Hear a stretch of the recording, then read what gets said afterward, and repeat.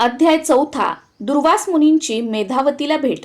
श्रीकृष्ण म्हणाले, धर्मराजा, ही द्रौपदी पूर्वजन्मात मेधावी नावाच्या एका ऋषीची मुलगी होती।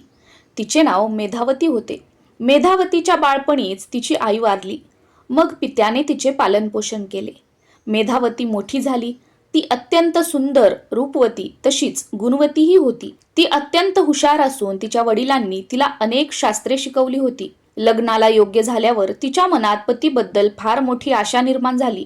आपल्याला सुंदर, सुरेख, चतुर, हुशार, गुणी पती मिळावा, आपला संसार अत्यंत सुखाचा व्हावा, अशा विचारात ती सतत मग्न असायची। तिच्या मैत्रिणींचे विवाह झाले, त्या सासरी गेल्या आणि काहींना तर मुलेबाळेही झाली। मेधावती अशी मनात सारखी झुरत असल्याचे पाहून तिच्या वडिलांनी तिच्यासाठी अनेक स्थळे पाहिली, पण तिच्या योग्य असा पती त्याला कुठेही सापडेना। असाच एकदा तो मेधावी एका गावातून वर संशोधन करून घरी परत आला।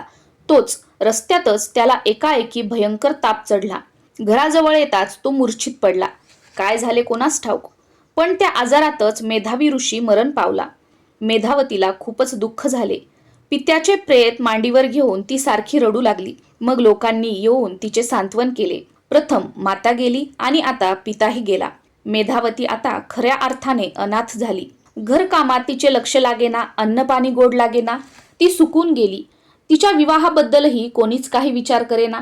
तीच तेवढी आपल्या विवाहाचा विचार रात्रंदिवस करत होती। वाऱ्यावर वरात सोडून वडील गेले, जगात कोणी कोणाचा वाली नाही, आता पुढे काय हा विचार तिला सतत सतावित होता। ती बावरून गेली होती।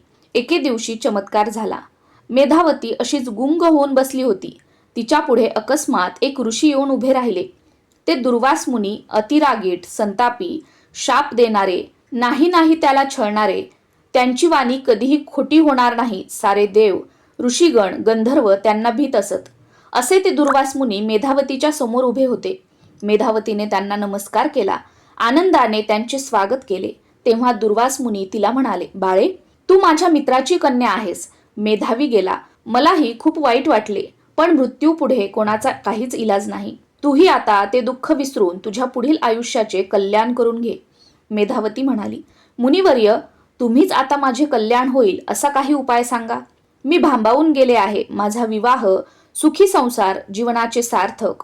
तेवढ्यात दुर्वास मुनी तिला म्हणाले, मुली शांत हो, मी सांगतो तसे कर। मग दुर्वास मुनींनी तिला जे सांगितले ते 5व्या अध्यायात ऐकावे।